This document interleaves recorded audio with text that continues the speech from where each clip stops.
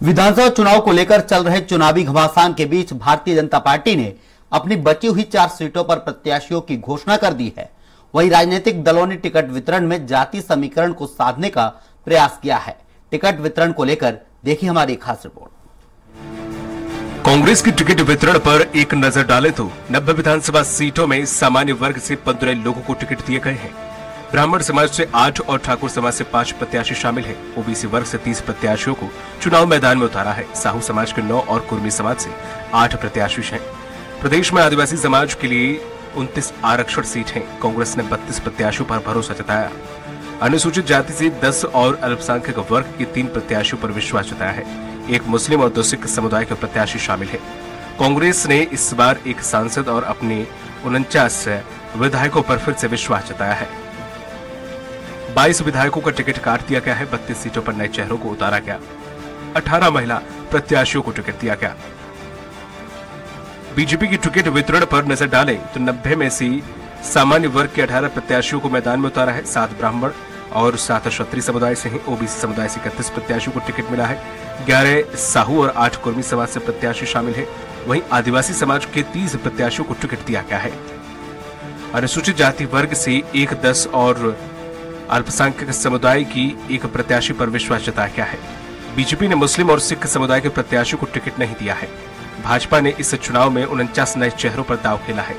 पिछले चुनाव में हारे 27 प्रत्याशियों को फिर से मैदान में उतारा है। 15 महिलाओं के साथ 9 पुराने चेहरों और 4 सांसद पर भी भरोसा जताया है। वहीं जोगी कांग्रेस छोड़कर आने वाले प्रत्याशियों को भी टिकट दी गई है। बीजेपी के टिकट वितरण को लेकर प्रदेश प्रवक्ता केदार गुप्ता का कहना है कि भाजपा ने सभी समुदाय वर्ग जाति को साधने का प्रयास किया है। युवाओं के साथ महिलाओं को भी तवज्जो दी गई है। कांग्रेस सभी धर्म को मानने वाले जाति समुदाय के लोगों को प्रत्याशी बनाया है। पिछले 5 साल से कांग्रेस सरकार सभी वर्ग के हितों को ध्यान में रखते हुए काम किया है। भारतीय जनता पार्टी ने अपनी बची हुई 4 सीटों की भी आज घोषणा कर दी है। निश्चित रूप से पूरे 90 सीटों में सभी समाजों का समायोजन है। युवा वर्ग का है, महिला वर्ग का है और मैं समझता हूं कि पूरे छत्तीसगढ़ प्रदेश में सभी वर्ग को और सभी समुदाय को आगे बढ़ाते हुए भारतीय जनता पार्टी ने अपने टिकट घोषित किए हैं।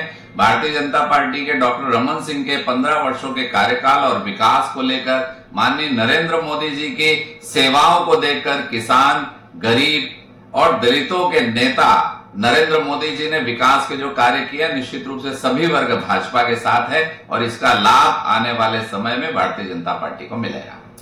कांग्रेस ने प्रत्याशी चयन में सभी धर्म के मानने वाले, सभी समाज के और सभी जाति के वर्गों की भूमिका सुनिश्चित की है।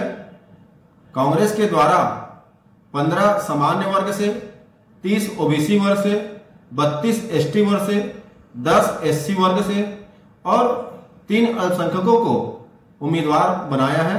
इस सूची में 18 महिलाएं जो है कांग्रेस की ओर से जनता के बीच में उम्मीदवारी कर रही है और मुख्यमंत्री भूपेश बघेल की सरकार सभी वर्गों के साथ न्याय भी करती है, सब वर्गों का भला करती है। तो निश्चित तौर पर कांग्रेस ने सभी को ख्याल रखा है और 75 से अधिक सीट जीतने में इन सभी वर्गों की, सभी समाजों की बड़ी भूमिका होगी और सभी वर्गों के कल्याण के लिए 5 साल से भूपेश बघेल की सरकार काम कर रही है। बहरहाल भाजपा और कांग्रेस दोनों प्रमुख दलों का दावा है कि टिकट वितरण में उन्होंने सभी जाति वर्ग समुदायों का ख्याल रखा है।